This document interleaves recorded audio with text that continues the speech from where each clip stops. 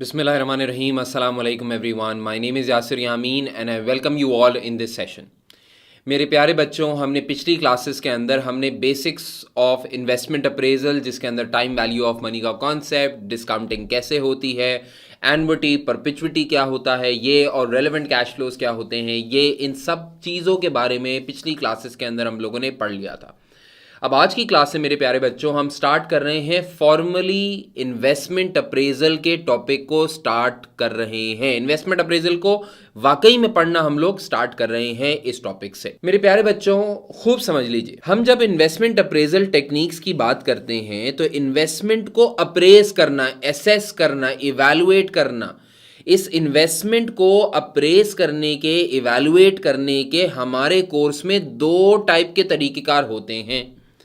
एक टाइप के तरीकेकार को कहा जाता है, जिनको कहा जाता है डिस्काउंटिंग टेक्निक्स या डिस्काउंटिंग मेथड्स, और एक टाइप की टेक्निक वो होती है जिसको कहा जाता है नॉन डिस्काउंटिंग टेक्निक्स या फिर नॉन डिस्काउंटिंग मेथड्स। मैं फिर रिपीट कर रहा हूं बेटा, इन्वेस्टमेंट अप्रेजल के टॉपिक के अंदर आप हमेशा दो टाइप के मेथड्स, दो टाइप की टेक्निक्स, दो टाइप के अप्रोचेस को पढ़ते हैं। एक टाइप के अप्रोचेस का नाम होता है डिस्काउंटिंग मेथड्स, और एक टाइप के अप्रोच का नाम होता है non discounting methods. Discounting approaches के अंदर आप दो टाइप की टेक्निक्स पढ़ेंगे। एक का नाम होता है नेट प्रेजेंट वैल्यू मेथड, या जिसको प्यार से अक्सर एनपीवी मेथड भी कहा जाएगा, और एक टाइप के मेथड का नाम होता है इसके अंदर, जिसका नाम होता है internal rate of return method, या जिसको आईआरआर भी कहा जाएगा। दूसरी टाइप की अप्रोच होती है non discounting techniques. Non discounting techniques के अंदर एक टाइप की टेक्निक आप पढ़ेंगे जिसको पेबैक कहा जाता है, पेबैक पीरियड, और एक टाइप की टेक्निक होती है जिसको अकाउंटिंग रेट ऑफ रिटर्न या रिटर्न ऑन कैपिटल एम्प्लॉयड या एआरआर या रोस भी कहा जाता है। मैं फिर रिपीट कर दूं, इन्वेस्टमेंट अप्रेजल के टॉपिक के अंदर there will be two type of approaches that you will be studying. कुछ होती हैं डिस्काउंटिंग टेक्निक्स। अच्छा याद रखना, डिस्काउंटिंग टेक्निक्स वो टेक्निक्स होती हैं जिसमें टाइम वैल्यू ऑफ मनी का कॉन्सेप्ट कंसिडर किया जाता है, यानी यहां पे आप कैश फ्लोज को डिस्काउंट किया करेंगे, जैसे कि हम पास्ट के अंदर ऑलरेडी पढ़कर आए हैं।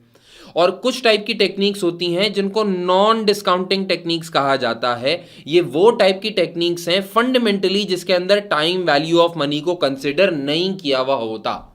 ये ऑब्वियस सी बात है कि डिस्काउंटिंग टेक्निक्स ज़्यादा बेहतर होती हैं as compare to non discounting techniques, क्योंकि डिस्काउंटिंग टेक्निक्स में एक रियल वर्ल्ड प्रॉब्लम को कंसिडर किया हुआ होता है, जिसको टाइम वैल्यू ऑफ मनी का कॉन्सेप्ट कहा जाता है।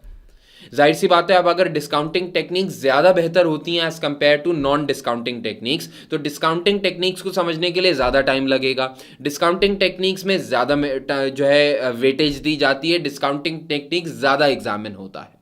ठीक है, डिस्काउंटिंग टेक्निक्स में मैंने जैसे आपको बताया हम दो टाइप की टेक्निक्स को पढ़ेंगे, एक एनपीवी टेक्निक है, एक आईआरआर टेक्निक है। जब ये ख़त्म कर लेंगे तो नॉन डिस्काउंटिंग टेक्निक्स के ऊपर चले जाएंगे। लेकिन खूब समझ लीजिए, इस पूरे एरिया के अंदर जो आपका मेजॉरिटी टाइम स्पेंड हो रहा होगा, वो आपका डिस्काउंटिंग टेक्निक्स के ऊपर से जो है स्पेंड हो रहा होगा। बहुत माइनॉरिटी टाइम आपका नॉन डिस्काउंटिंग टेक्निक्स के ऊपर लगेगा, क्योंकि यहाँ पे टाइम वैल्यू ऑफ मनी को कंसिडर नहीं किया जा रहा होता। तो ये टेक्निक्स रिलेटिवली सिंपल होती हैं, स्ट्रेट फॉरवर्ड होती हैं, इनके अपने फायदे नुकसान होते हैं। आपको ज़्यादा टाइम एनपीवी आईआरआर समझने के अंदर लगेगा। क्लियर होती है बात ये? अब हम सबसे पहले जो अपना एरिया स्टार्ट कर रहे हैं वो ऑब्वियस सी बात है डिस्काउंटिंग टेक्निक्स का स्टार्ट कर रहे हैं, और डिस्काउंटिंग टेक्निक्स के अंदर जो सबसे पहला एरिया स्टार्ट कर रहे हैं उस एरिया का नाम क्या है? Net present value method, NPV method. Clear होती है बात ये? अच्छा, एनपीवी मेथड का कहना क्या है? अच्छा, एनपीवी मेथड बजाते खुद कोई बहुत डिफिकल्ट चीज़ नहीं है।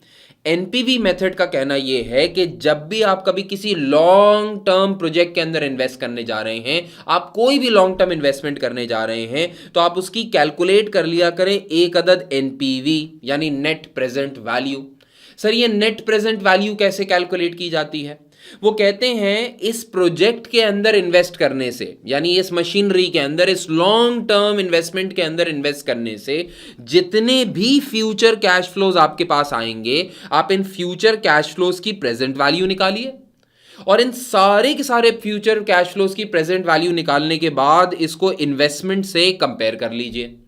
भाई मिसाल के तौर पे आपका एग्जामिनर आपको ये कहता है कि हम एक 5 ईयर्स के प्रोजेक्ट के अंदर हम इस 5 ईयर्स के प्रोजेक्ट के अंदर $1 लाख इन्वेस्ट करने का सोच रहे हैं, ज़रा बताओ सही तरीका सही कर रहे हैं या गलत कर रहे हैं।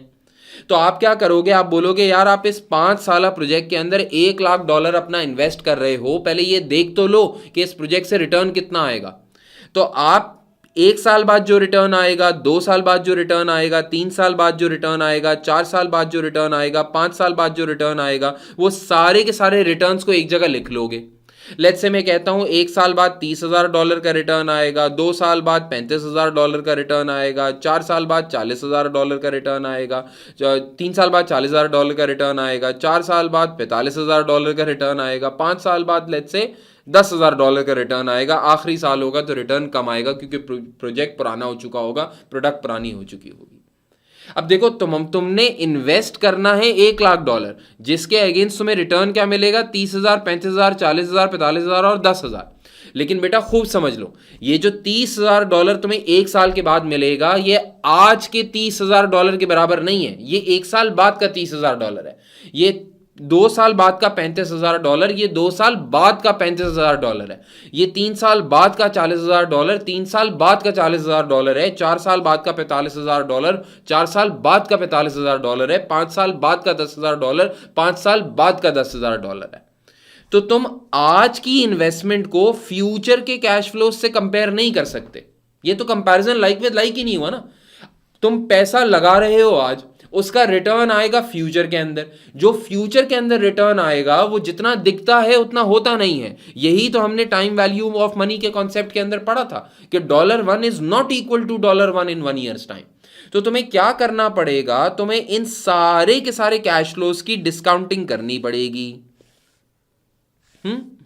जब तुम इन सारे के सारे कैश फ्लोज की डिस्काउंटिंग करोगे तो इसका मतलब तुम उनकी प्रेजेंट वैल्यू निकालोगे। और फिर एक बार तुमने present value of future cash flows निकाल ली तो बस इस present value of future cash flows को, यानी फ्यूचर की सारी कमाई की प्रेजेंट वैल्यू को तुम आज की इन्वेस्टमेंट से कंपेयर कर लेना, ताकि लाइक विद लाइक कंपैरिजन हो रहा हो।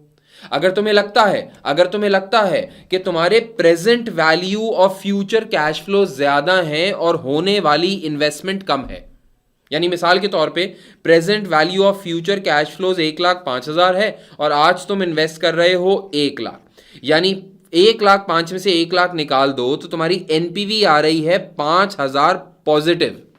तुम्हारी 5,000 पॉजिटिव एनपीवी आ रही है। तो अगर तो तुम समझते हो तुम्हारी पॉजिटिव एनपीवी आ रही है, और याद रखना पॉजिटिव एनपीवी आएगी कब, जब तुम्हारे आने वाली कैश फ्लो ज्यादा होंगे और जाने वाले कैश फ्लोज कम होंगे। जब तुम्हारी कमाई ज्यादा होगी, तुम्हारी इन्वेस्टमेंट कम होगी, तो हम बोलेंगे तुम्हारी पॉजिटिव एनपीवी आई। अगर तुम्हारी पॉजिटिव एनपीवी आई तो डिसीजन रूल ये कहता है, यानी फैसला आप कुछ यूं लेंगे कि पॉजिटिव एनपीवी आएगी तो प्रोजेक्ट को एक्सेप्ट कर लोगे, और अगर नेगेटिव एनपीवी आई, सर नेगेटिव एनपीवी कब आएगी? नेगेटिव एनपीवी तब आएगी जब तुम्हारी present value of future cash flow let's say 95,000 हो और होने वाली इन्वेस्टमेंट 1,00,000 हो। तो फिर इसका मतलब तुम्हारी नेगेटिव एनपीवी आएगी, तुम लूज कर रहे होगे पैसा इन्वेस्ट करने के ऊपर। अगर तुम्हारी नेगेटिव एनपीवी आएगी तो तुम्हारा फैसला क्या होगा? Reject the investment. बात समझ में आती है? एनपीवी मेथड का मानना सिंपल है, पॉजिटिव एनपीवी आए प्रोजेक्ट के अंदर इन्वेस्ट करो, नेगेटिव एनपीवी आए प्रोजेक्ट को रिजेक्ट करो। वो कोई भी प्रोजेक्ट जिसकी पॉजिटिव एनपीवी आए, इसका मतलब ये है उसके अंदर से आने वाली कमाई ज्यादा है, इन्वेस्टमेंट कम है, पैसा लगा देना चाहिए। और वो ऐसा कोई भी प्रोजेक्ट जो कि नेगेटिव एनपीवी ला के दे, तो खूब समझ लेना नेगेटिव एनपीवी का मतलब ये होता है कि आप लगाएंगे ज्यादा आएगा कम, इसके अंदर पैसा कभी भी नहीं लगाना चाहिए, पैसा लूज करोगे तुम शेयर होल्डर का। अब यहां पे ये बात समझना बहुत ज्यादा आपको जरूरी है कि NPV technique only guides on investment decisions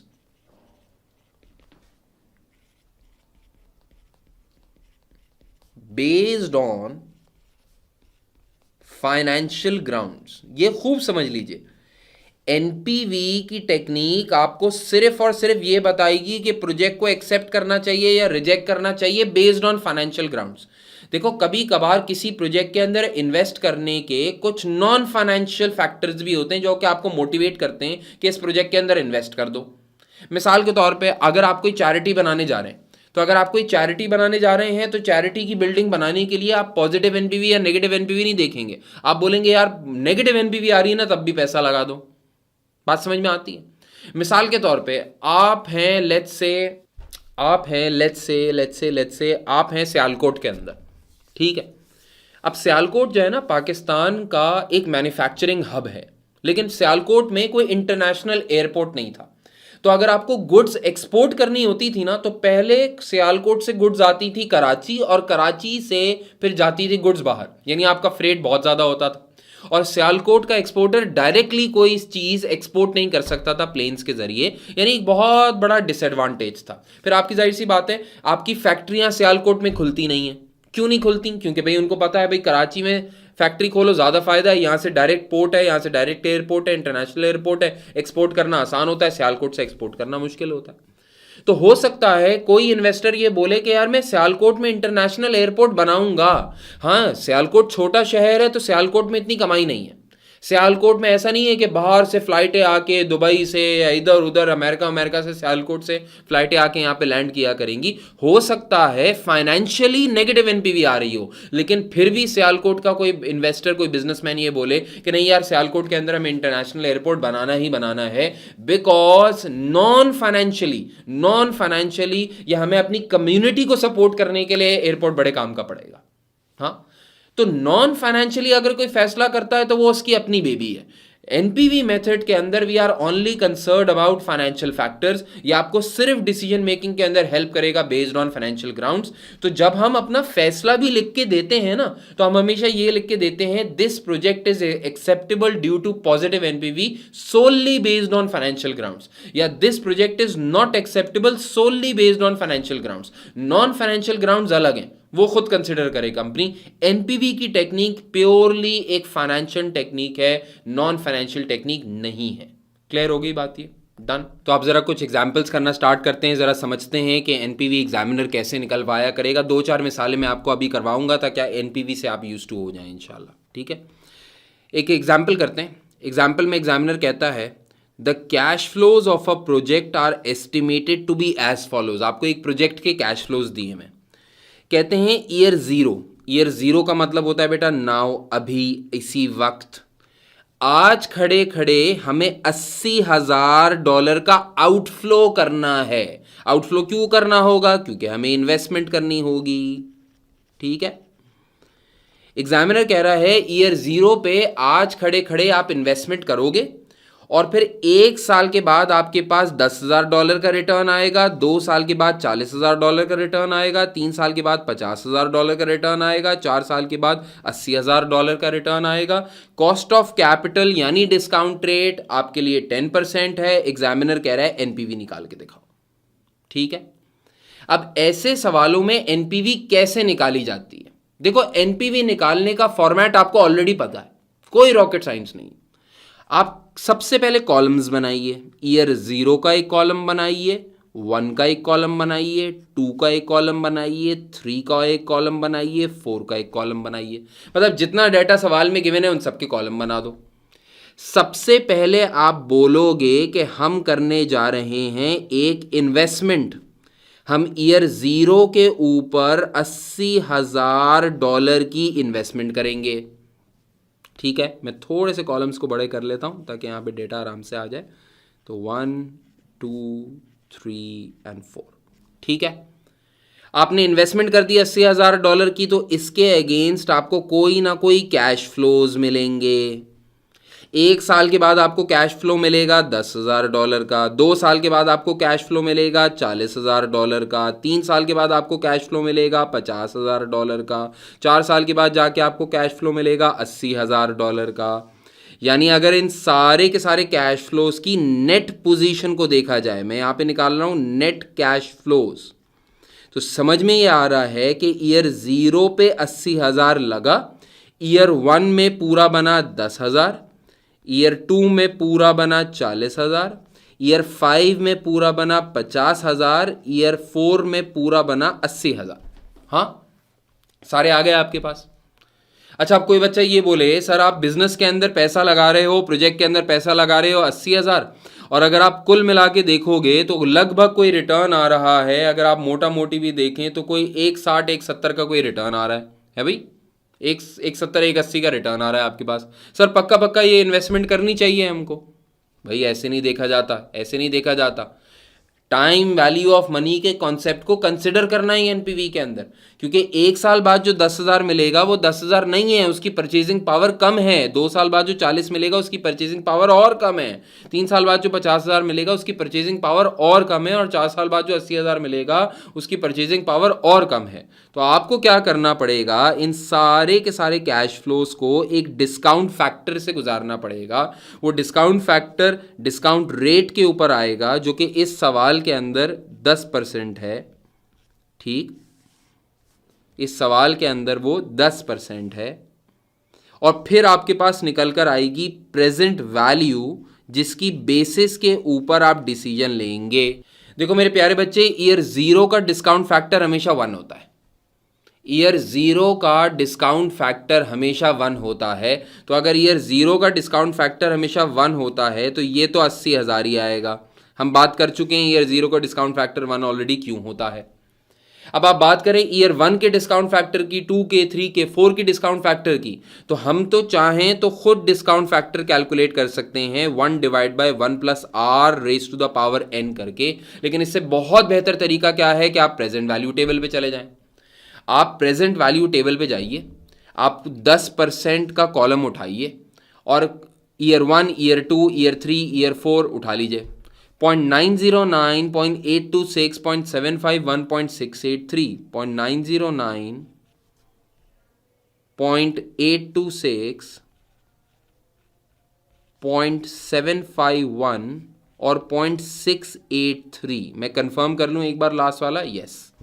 एक बार आपने ये काम कर लिया तो आप जरा सॉल्व करना स्टार्ट करें। ये आ जाएगा 9090। कैलकुलेटर उठाइए, 40,000 को मल्टीप्लाई करिए 0.826 से, ये आ रहा है आपके पास 33040। फिर 50,000 उठाइए, इसको मल्टीप्लाई कर दीजिए 0.751 से, ये आ गया 37550। फिर 80,000 उठाइए, इसको मल्टीप्लाई कर दीजिए 0.683, ये आ गया 54640। अब देखो ये भी ईयर 0 के कैश फ्लोज हैं। ईयर 0 इक्विवेलेंट प्रेजेंट वैल्यू है, इन्वेस्टमेंट भी ईयर 0 वाली है। अब इन सारे के सारे कैश फ्लोज को अगर आप नेट कर लीजिए, अगर आप इन सारे के सारे कैश फ्लोज को नेट कर लीजिए तो आपके पास निकल कर आ जाएगी net present value which is 54320। This is your net present value. बात समझ में आती है? This is your NPV. Clear हो गई बात? ये ऑल ओके? एक और सवाल कर लेते हैं। ये सवाल थोड़ा सा मुख्तलिफ सवाल है, इसके अंदर एक प्रोजेक्ट नहीं 2 प्रोजेक्ट होंगे। देखते हैं। एग्जामिनर कहता है company has 2 mutually exclusive projects. अच्छा, म्यूचुअली एक्सक्लूसिव का मतलब क्या होता है? म्यूचुअली एक्सक्लूसिव का मतलब यह होता है कि एक वक्त में एक प्रोजेक्ट सेलेक्ट किया जा सकता है। म्यूचुअली एक्सक्लूसिव प्रोजेक्ट कोई भी ऐसे प्रोजेक्ट्स को कहते हैं जिसमें से अगर आपने एक प्रोजेक्ट सेलेक्ट कर लिया तो दूसरा नहीं कर सकते, अगर दूसरा वाला कर लिया तो पहला वाला नहीं कर सकते। बात समझ में आ रही है भाई? मिसाल के तौर पे एक इलाका है और एक इलाके के अंदर आपके पास 2 प्रॉपर्टीज़ हैं। अब या तो आप प्लॉट ए खरीदेंगे या तो आप प्लॉट बी खरीदेंगे। अगर आपने ए खरीद लिया तो बी नहीं खरीद पाएंगे, बी खरीद लिया तो ए नहीं खरीद पाएंगे। ये है सिंपल।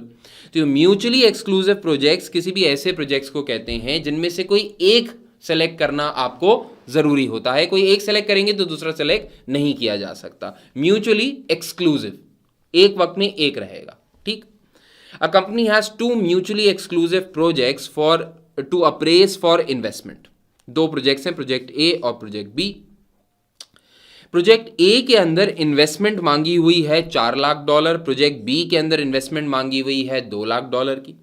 ये जाहिर सी बात है, ये इन्वेस्टमेंट होगी ईयर 0 के ऊपर। एग्जामिनर कहता है स्क्रैप वैल्यू मिलेगी, जो मशीन के अंदर आप पैसा लगाएंगे ना, प्रोजेक्ट ए के अंदर आपको मशीन के अंदर इन्वेस्टमेंट करनी पड़ेगी आज $4 लाख की, आपको 5 साल के बाद जाके रिटर्न मिलेगा उसका $30,000 की रेजिडुअल वैल्यू मिलेगी।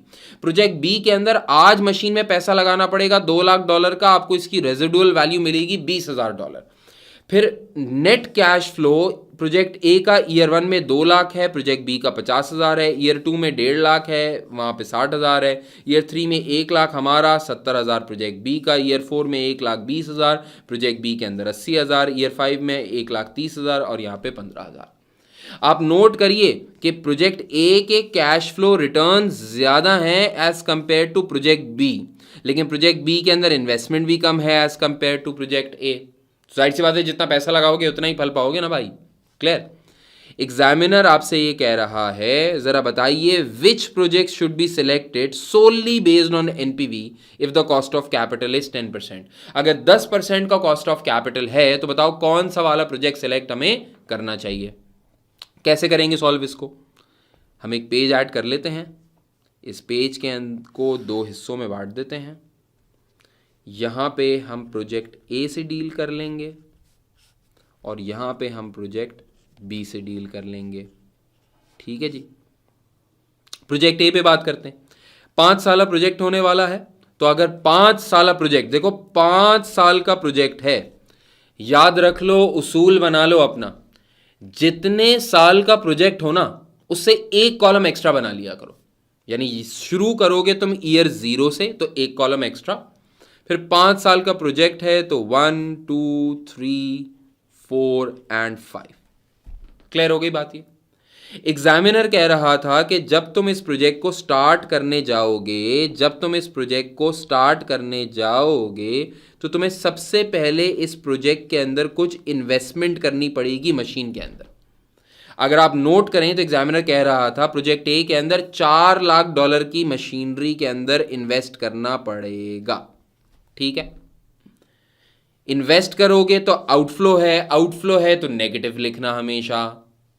जब तुम इन्वेस्ट कर दोगे तो तुम्हें सारी जिंदगी कुछ ना कुछ कैश फ्लोस कमाने का मौका मिलेगा। कितने कितने कैश फ्लोज आएंगे जरा देख लो।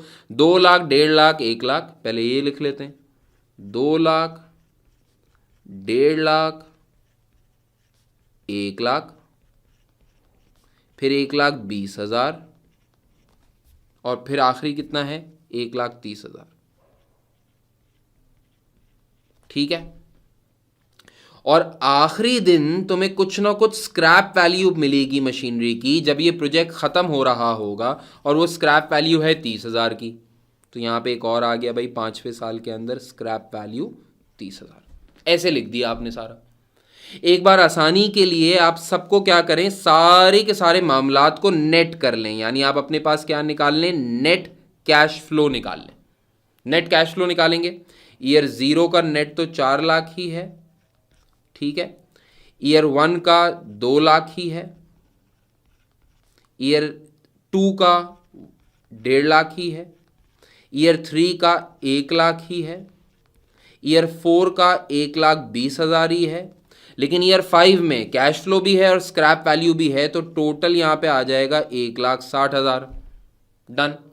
ये नेट कैश फ्लोज आपने कैलकुलेट कर लिए एक बार, तो अब याद रखना as it is analysis possible नहीं है। आपको क्या करना पड़ेगा, इनको डिस्काउंट करना पड़ेगा against a discount factor. Rate हमारा डिस्काउंट रेट 10% है। ठीक है, तो ईयर 0 का डिस्काउंट फैक्टर 1, ईयर 1 का 0.909 अभी देखा था हमने, 0.826, 0.751, 0.683, यहाँ तक तो मुझे याद था, और आखिरी है 0.621। ठीक है, अच्छा भैया प्रेजेंट वैल्यू निकालें, तो प्रेजेंट वैल्यू निकालें, 4 लाख इंटू 1 करेंगे तो ये 4 लाख ही आ जाएगा। नेगेटिव 200,000 इंटू 0.909 करिए, ये 181,800 आ जाएगा। 150,000 इंटू 0.826 करिए तो ये 123,900 आ जाएगा। ये आ जाएगा 75,100, 120,000 इंटू 0.683 करिए तो ये आ जाएगा 81960। 1,60,000 इंटू 0.621 करिए तो ये आ जाएगा 99360। ठीक है, once you are done with everything तो आप एनपीवी निकालिए। एनपीवी निकालेंगे तो आ जाएगा -400,000 plus 181,800 plus 123,900 plus 75,100 plus 81960 plus 99360। ये कर लीजिए, आपके पास पॉजिटिव एनपीवी आ रही है यहाँ पे 162,120 की। ठीक है, तो आप प्रोजेक्ट ए की आपके पास पॉजिटिव एनपीवी आ चुकी है 162,120 की। अब बारी है प्रोजेक्ट बी को अप्रेस करने की। प्रोजेक्ट बी की बात करते हैं तो सिमिलर नेचर का प्रोजेक्ट था, इसलिए वही कॉलम बनेंगे ईयर 0, 1, 2, 3, 4 एंड 5। सबसे पहले वही हमें करना पड़ेगा, इनिशियल इन्वेस्टमेंट लगानी पड़ेगी। इनिशियल इन्वेस्टमेंट प्रोजेक्ट बी के अंदर $2,00,000 की है, तो $2,00,000 की इन्वेस्टमेंट है भाई। सबसे पहले इन्वेस्टमेंट है, आउटफ्लो होगा तो नेगेटिव लिख दिया। इसके अगेंस्ट आप कुछ ना कुछ कैश फ्लोज कमाएंगे। कितने कमाएंगे? 50,000, 60,000, 70,000, 80,000, 15,000 लिख लेते हैं भाई अपने पास। 50,000, 60,000, 70,000, 80,000, 15,000। ठीक हो गई भाई बात। इसके अगेंस्ट आखिर के अंदर जाके आपको कुछ ना कुछ स्क्रैप वैल्यू मिलेगी, और वो स्क्रैप वैल्यू प्रोजेक्ट बी के अंदर आपको अपनी मशीन के अगेंस्ट मिलेगी $20,000 की। ये भी लिख देते हैं यहाँ पे। सारी चीज़ें आप लिख दें तो आपका सबसे पहला काम क्या बनता है कि आप नेट कैश फ्लोज निकालिए। ईयर 0 के अंदर तो नेट कैश फ्लोज वही हैं $2,00,000 नेगेटिव। ईयर 1 के अंदर वही हैं, ये एज इट इज़ चलता हुआ आएगा 50,000। ईयर 2 में आएगा 60,000। ईयर 3 में आएगा 70,000। ईयर 4 में आएगा 80,000 और ईयर 5 में स्क्रैप वैल्यू को मिलाने के बाद आ जाएगा 35,000, 35,000। ठीक, नेट कैश फ्लो की बेसिस पे तो काम नहीं किया जा सकता, डिसीजन मेकिंग नहीं की जा सकती, तो आप डिस्काउंट फैक्टर रखेंगे यहाँ पे 10% वाले। आपका ईयर 0 पे डिस्काउंट फैक्टर तो 1 होगा, ईयर 1 के अंदर होगा 0.909, ईयर 2 के ऊपर होगा 0.826, फिर होगा 0.751, फिर होगा 0.683 और फिर होगा 0.621। प्रेजेंट वैल्यू निकाल लीजिए। आप प्रेजेंट वैल्यू निकालेंगे भाई तो पहली 2 लाख ही आ जाएगा। 50,000 इंटू 0.909 करेंगे तो ये आ जाएगा 45450। 60,000 इंटू 0.826 करेंगे तो ये आ जाएगा 49560। 70,000 इंटू 0.751 करेंगे तो ये आ जाएगा 52570। 80,000 इंटू 0.683 करेंगे तो ये आ जाएगा 54640। 35,000 इंटू 0.621 करेंगे तो ये आ जाएगा 21735। 45450, 49560, 52570, 54640, 21735 माइनस 2 लाख करिए तो आपके पास ये आ रहा है एनपीवी, है तो पॉजिटिव ही लेकिन आ रही है एनपीवी 23,995 की। अब दोनों प्रोजेक्ट्स म्यूचुअली एक्सक्लूसिव हैं, यानी इन दोनों में से कोई एक सेलेक्ट किया जा सकता है। तो ऑब्वियस सी बात है, आप कौन सा सेलेक्ट करेंगे? Project A. आप लिखेंगे therefore project A should be chosen based on financial grounds. अच्छा, यहां पे ना ये बात समझना जरूरी है कि वैसे तो दोनों प्रोजेक्ट्स पॉजिटिव एनपीवी लाके दे रहे हैं, तो अगर ये म्यूचुअली एक्सक्लूसिव ना होते तो दोनों को सेलेक्ट किया जा सकता था, क्योंकि दोनों इन्वेस्टमेंट के ऊपर रिटर्न लाके दे रहे हैं, दोनों लाके दे रहे हैं, तो सिलेक्ट तो दोनों को किया जा सकता था, लेकिन प्रोजेक्ट ए को किया जाएगा क्योंकि म्यूचुअली एक्सक्लूसिव है। दोनों में से कोई एक ही सिलेक्ट किया जा सकता था, तो प्रोजेक्ट ए को किया जाएगा। क्लियर?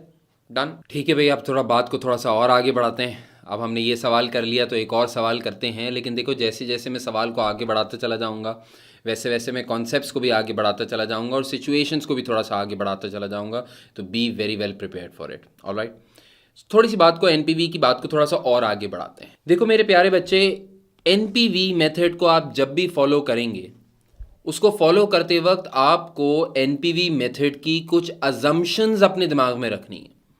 ये अजम्पशंस आगे चलते चलते आपकी ज़िंदगी में बहुत काम आने वाली हैं। ये अजम्पशंस फिक्स अजम्पशंस हैं एनपीवी मेथड की, जिनको तंग नहीं किया जाता। तो आपने मेक श्योर करना है कि आप इन एनपीवी मेथड की अजम्पशंस को बड़ी केयरफुली, बड़ी टैक्टफुली और बड़े फंडामेंटली समझें। ठीक है, क्या अजम्पशंस हैं आपकी, ज़रा गौर से सुनिएगा। 4 ऐसी अजम्पशंस हैं एनपीवी मेथड से रिलेटेड जो कि अभी आपको मेरे साथ समझना ज़रूरी है।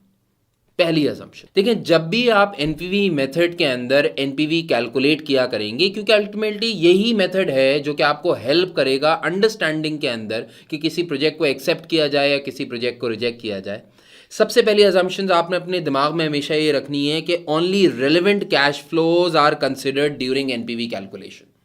एनपीवी कैलकुलेट करते हुए सिर्फ और सिर्फ रेलेवेंट कैश फ्लोज को कंसिडर किया जाएगा, कोई भी इररेलेवेंट कैश फ्लो आप कभी भी कंसिडर नहीं करेंगे।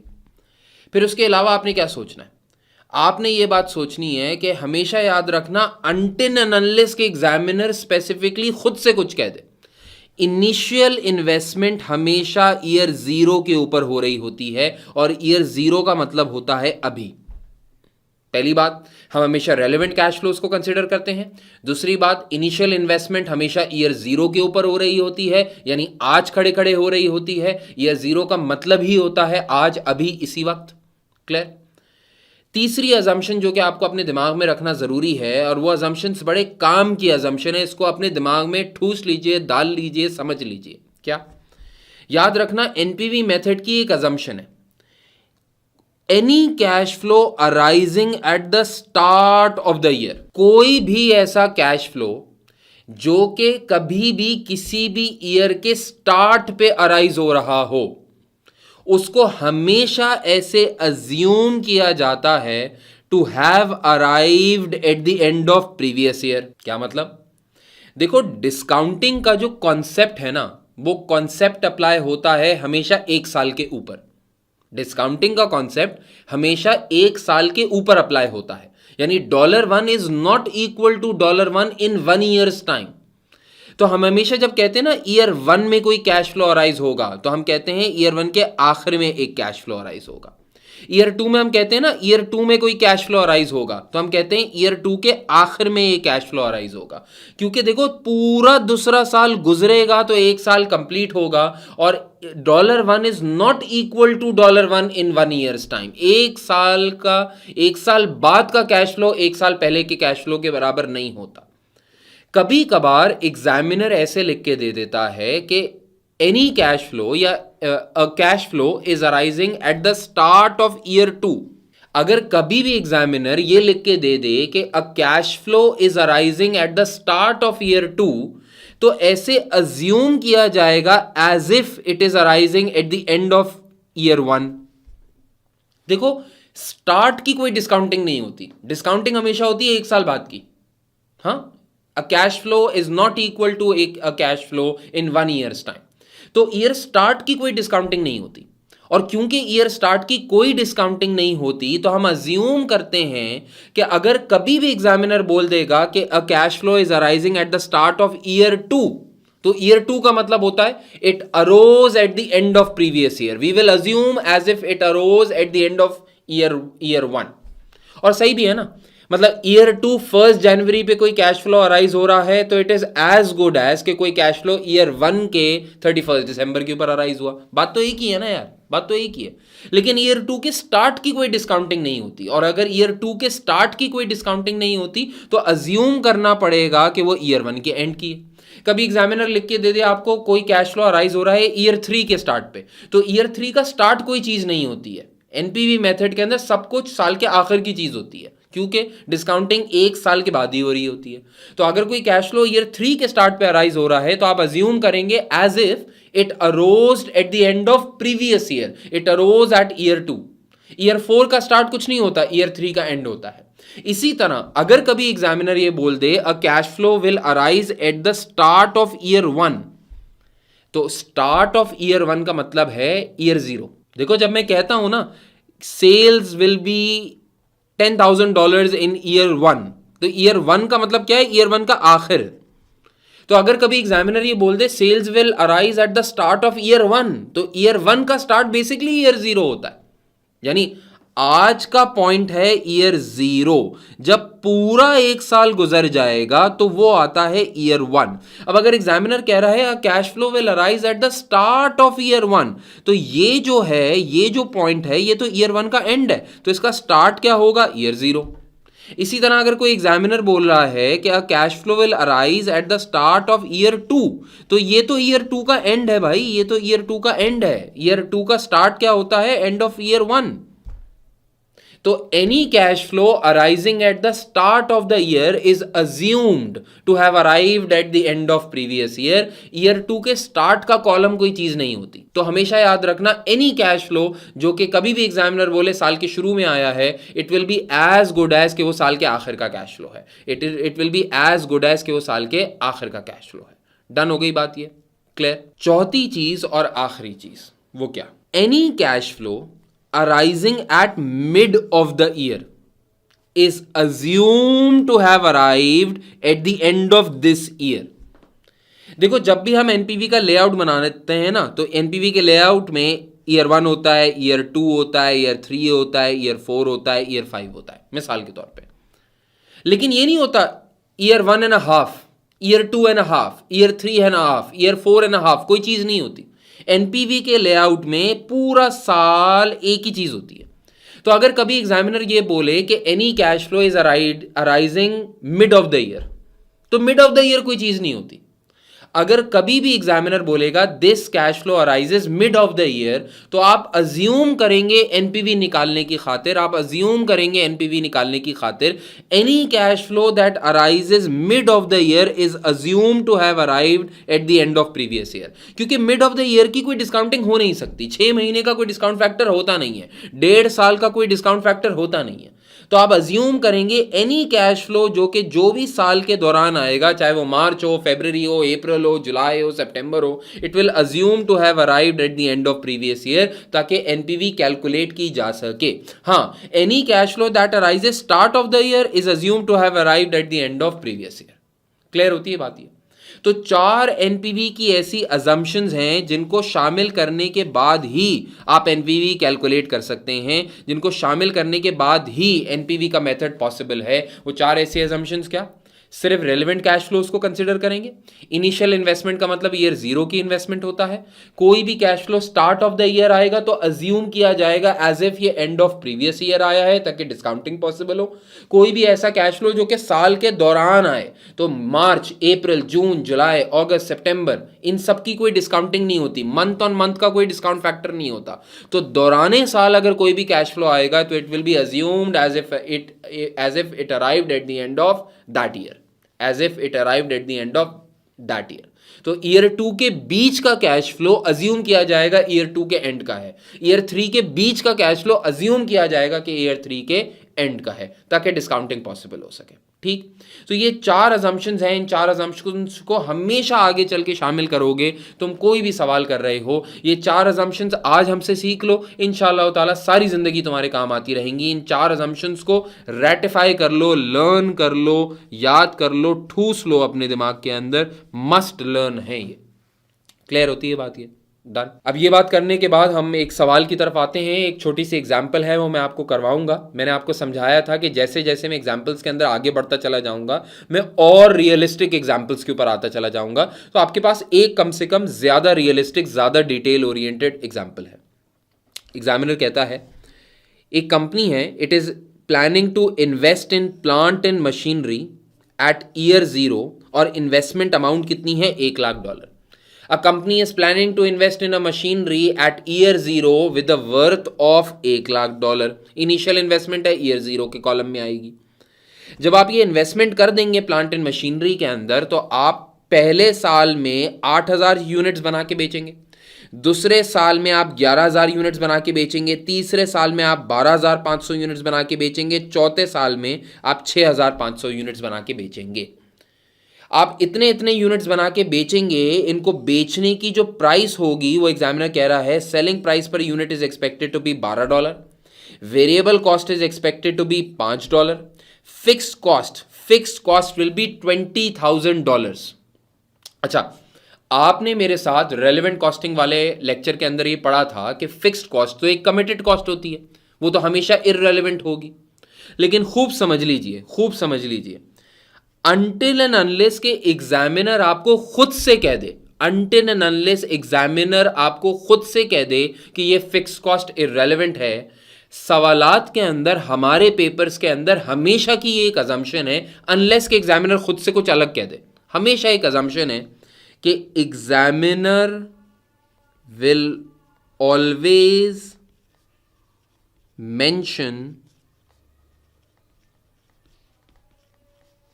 इंक्रीमेंटल फिक्स कॉस्ट, यानी directly attributable fix cost. Until and unless के एग्जामिनर खुद से कह दे कि यार ये हमारी एग्जिस्टिंग फिक्स कॉस्ट है जो कि आगे भी कंटिन्यू रहेगी, ये हमारी कमिटेड कॉस्ट है, ये एक स्टैंडर्ड कॉस्ट है, अनटिल एंड अनलेस के एग्जामिनर खुद से अपने मुंह से कुछ कह दे, याद रखना इट विल बी अज्यूम्ड कि एग्जामिनर जब भी सवाल के अंदर लिख के देता है तो इंक्रीमेंटल फिक्स कॉस्ट लिख के देता है। क्लियर? एग्जामिनर कहता है net cash flows are taxed at 30%, tax भी लगेगा भाई आपके कैश फ्लोज के ऊपर, जाहिर सी बात है, कमाओगे, प्रॉफिट लोगे तो गवर्नमेंट आपसे टैक्स भी लेगी। डिस्काउंट रेट, बेसिकली फैक्टर नहीं कहना चाहिए, रेट है, डिस्काउंट रेट 8% का है। आपको एग्जामिनर कह रहा है एनपीवी कैलकुलेट करके बताओ, ये आ गया आपका पूरा का पूरा सवाल। एग्जामिनर कह रहा है एनपीवी निकालो। आप कैसे निकालेंगे सर एनपीवी? कोई बड़ी बात नहीं है, आराम से कैलकुलेट हो सकता है। कैसे करेंगे? आ जाएं ज़रा। मैंने सवाल को अपने पास यहाँ पे थोड़ा सा कॉपी करके रख लिया है ताकि कम से कम मुझे दिखता रहे सवाल, आप इसको जो है आप भी अपने पास नोट डाउन कर सकते हैं। देखें, इस सवाल के अंदर अगर आप नोट करें तो ये 4 साल का सवाल है, आप 4 साल तक सेल्स करने वाले हैं। मैंने आपको हमेशा समझाया जितने साल का सवाल हो उससे एक कॉलम एक्स्ट्रा बना लिया करो, और वो कौन सा कॉलम है? ईयर 0 का। तो मैं एक कॉलम बना रहा हूं ईयर 0 का, ठीक है, एक कॉलम बना रहा हूं ईयर 1 का, एक कॉलम बना रहा हूं ईयर 2 का, एक कॉलम बना रहा हूं ईयर 3 का, एक कॉलम बना रहा हूं ईयर 4 का। अब आप इस प्रोजेक्ट के अंदर इन्वेस्ट करने जा रहे हैं, तो सबसे पहले जो आपका प्रोजेक्ट का कैश फ्लो आपके पास अराइज होगा वो इन्वेस्टमेंट है। आपको इस प्रोजेक्ट के अंदर इन्वेस्टमेंट करनी है $1,00,000 की। ठीक हो गई बात? जब आप इस प्रोजेक्ट के अंदर इन्वेस्ट कर देंगे तो जाहिर सी बात है प्लांट एंड मशीनरी में इन्वेस्ट किया है, कुछ बना के बेचने के लिए इन्वेस्ट किया होगा, तो आपके पास पहले साल के अंदर 8,000 यूनिट्स की सेल्स आएंगी, दूसरे साल के अंदर आपके पास 11,000 यूनिट्स की सेल्स आएंगी, तीसरे साल के अंदर 12,500 यूनिट्स की सेल्स आएंगी, और चौथे साल के अंदर क्योंकि अब मशीन पुरानी हो चुकी होगी और प्रोडक्ट भी पुराना हो चुका होगा तो सिर्फ 6,500 यूनिट्स की सेल्स आएंगी। अब इन्वेस्टमेंट करोगे तो कुछ ना कुछ बना के बेचोगे, हाँ, कुछ ना कुछ बना के बेचोगे। जब बेचोगे तो कुछ ना कुछ सेल्स आएंगी। सेल्स कैलकुलेट करते हैं। सेल्स कैलकुलेट करने के लिए एग्जामिनर ने आपको सेलिंग प्राइस दी हुई है $12 की, ठीक है। तो अगर मुझे पहले साल की सेल्स निकालनी हो तो कैसे निकालूंगा? पहले साल 8,000 यूनिट्स आपने बना के बेचने हैं, $12 की सेलिंग प्राइस है, तो 12 × 8,000 कर दूं, यह आ जाएगा 96,000। दूसरे साल 11,000 यूनिट्स बना के बेचेंगे तो 11,000 × 12 कर दूं तो यह आ जाएगा भाई 1,32,000। तीसरे साल 12,500 यूनिट्स बना के बेचेंगे, $12 की सेलिंग प्राइस है, तो आपके पास सेल्स आ जाएंगी 1,50,000 की। चौथे साल 6,500 यूनिट्स बेचेंगे, $12 की सेलिंग प्राइस है, तो सेल्स आ जाएंगी 78,000 की। डन। अब जाहिर सी बात है अगर कुछ कमाओगे तो कुछ गंवाना भी पड़ेगा। इस प्रोडक्ट को बनाने के अंदर डेफिनेटली कोई ना कोई वेरिएबल कॉस्ट आएगी। वेरिएबल कॉस्ट का रेट एग्जामिनर ने दिया हुआ था $5 का, $5 का। तो 8,000 यूनिट्स पहले साल में बनाओगे, 5 × 8 कर लो तो यह आ जाएगा 40,000। वेरिएबल कॉस्ट है, खर्चा होगा, आउटफ्लो है, नेगेटिव के अंदर लिख दिया। दूसरे साल के अंदर $5 की वेरिएबल कॉस्ट है, 11,000 यूनिट्स बनाओगे तो 5 × 11 करोगे तो 55,000 आ जाएगी वेरिएबल कॉस्ट। तीसरे साल के अंदर 12,500 है तो 5 इंटू 12,500 करोगे तो 62,500 की वेरिएबल कॉस्ट आएगी। आखिरी साल के अंदर 6,500 इंटू 5 करोगे तो 32,500 की वेरिएबल कॉस्ट आएगी। ठीक हो गया। सिर्फ वेरिएबल कॉस्ट नहीं आएगी, एग्जामिनर कह रहा है आपके पास फिक्स कॉस्ट भी आएगी। ठीक है, और मैंने बता दिया था अगर एग्जामिनर साइलेंट है तो ये डायरेक्टली एट्रीब्यूटेबल फिक्स कॉस्ट है, इसी प्रोजेक्ट से एसोसिएटेड फिक्स कॉस्ट है। $20,000 फिक्स कॉस्ट तो फिक्स रहती है, तो पहले साल भी $20,000 इनकर करोगे, दूसरे साल भी $20,000, तीसरे साल भी $20,000, चौथे साल भी $20,000। ठीक है, जब तुम ये सारे के सारे काम कर लोगे तो तुम्हारे पास सेल्स माइनस कॉस्ट करने के बाद कुछ ना कुछ कैश फ्लो आएगा। ईयर 0 में तो सिर्फ इन्वेस्टमेंट करनी है तो वही $1,00,000 नेगेटिव आउटफ्लो। ईयर 1 में देखो तो सेल्स करोगे 96,000 की, 40,000 और 20,000 की कॉस्ट आएगी, तो 96 माइनस 40 माइनस 20 करो तो 36,000 का कैश फ्लो बचेगा। ठीक है, दूसरे साल में 32 माइनस 55 माइनस 20 करोगे तो 57,000 का मुनाफा तुम्हारी जेब में बचेगा। तीसरे साल में 150 माइनस 62.5 माइनस 20 करोगे तो आपके पास 67,500 का मुनाफा बचेगा। 78,000 माइनस 32,500 माइनस 20,000 करोगे तो तुम्हारी जेब में 25,500 का मुनाफा बचेगा। अभी ये मुनाफा तुम अपनी जेब में लेके जाने का सोच ही रहे थे, लेकिन याद आया कि टैक्स वाला टैक्स लेने आ जाएगा। हाँ, तो टैक्स रेट एग्जामिनर ने आपको दिया हुआ है 30% का। ठीक है, देखो इन्वेस्टमेंट के ऊपर कोई टैक्स नहीं होता। टैक्स वाले अल्लाह का शुक्र है आपकी इन्वेस्टमेंट पे टैक्स नहीं लगाते, आपकी कमाई पे टैक्स लगाते हैं। ये इनकम टैक्स है। तो आपने पहले साल के अंदर 36,000 कमाया, इसका 30% टैक्स वाले मांगने आएंगे। तो 36,000 का 30% कितना बनता है? 10,800। ये टैक्स वाले लेके जाएंगे ना, तो एक आउटफ्लो है, इसको नेगेटिव लिखूंगा। फिर 57,000 के ऊपर 30% लेके जाएंगे, तो 57,000 का 30% ले लीजिए, दिस इज 17,100। 67,500 का 30% ले लीजिए, तो यह आ जाएगा 20,250। चौथे साल में 25,500 है, इसका 30% ले लीजिए, तो 25,500 का 30% ले लीजिए, आ जाएगा 7,650। आप सब कर लीजिए तो अब आपके पास नेट कैश फ्लोज आ जाएंगे टैक्स के बाद। ईयर 0 तो $1,00,000 ही है, यह आ जाएगा बेटा 36,000 माइनस 10,800, 25,200। फिर आ जाएगा 57,000 माइनस 17,100, यह आ जाएगा 39,900। फिर आ जाएगा 67,500 माइनस 20,250, यह आ जाएगा 47,250। और आखिरी है 25,500 माइनस 7,650, यह आ जाएगा 17,850। यह आ गया आपके पास नेट कैश फ्लोज। अब नेट कैश फ्लोज आपके पास आ चुके हैं, लेकिन आपको याद है ना, आप नेट कैश फ्लोज की बेसिस पे डिसीजन नहीं ले सकते। आपको क्या करना पड़ेगा, इन नेट कैश फ्लोज को डिस्काउंट करना पड़ेगा।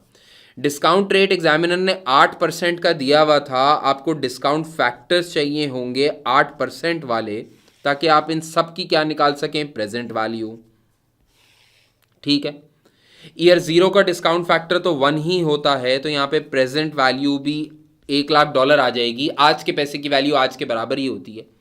8% के डिस्काउंट रेट की फैक्टर्स आ रहे हैं 0.926, 0.857, 0.926, 0.857, दो और चाहिए, 0.794, 0.735, 0.794, 0.735। तो 25,200 इंटू 0.926 कर लीजिए, ये आ रहा है आपके पास 233,335। 39,900 इंटू 0.857 कर लीजिए, तो ये आ रहा है आपके पास 34,194। 47,250 इंटू 0.794 कर लीजिए, तो ये आ रहा है आपके पास 37,517। 17,850 इंटू 0.735 कर लीजिए, तो ये आ रहा है आपके पास 13,120। ठीक है जी। आप नेट प्रेजेंट वैल्यू निकालिए इन सारे के सारे कैश फ्लोज को नेट करने के बाद, तो -100,000 प्लस 2,335 प्लस 34,194 प्लस 37517 प्लस 13120 सबको नेट कर लीजिए, तो आपके पास +8166 का आंसर आ रहा है। आप कहेंगे accept the project based on financial grounds. ठीक हो गई बात। ये इस तरह होता है एनपीवी का सवाल सॉल्व। आई होप कि आपको एनपीवी की अप्रोच बहुत अच्छे से समझ में आ रही होगी। कोई रॉकेट साइंस नहीं होती, बस प्रेजेंट वैल्यू वगैरह निकालनी होती है। अगर इतनी बात समझ में आती है तो फिर इंशाल्लाह नेक्स्ट क्लास के अंदर हम दोबारा मिलेंगे, एक नए टॉपिक के साथ मिलेंगे, एक नई चीज़ के साथ मिलेंगे और सेम कॉन्सेप्ट्स को थोड़ा सा और आगे बढ़ाएंगे। टेक केयर, अल्लाह हाफिज़।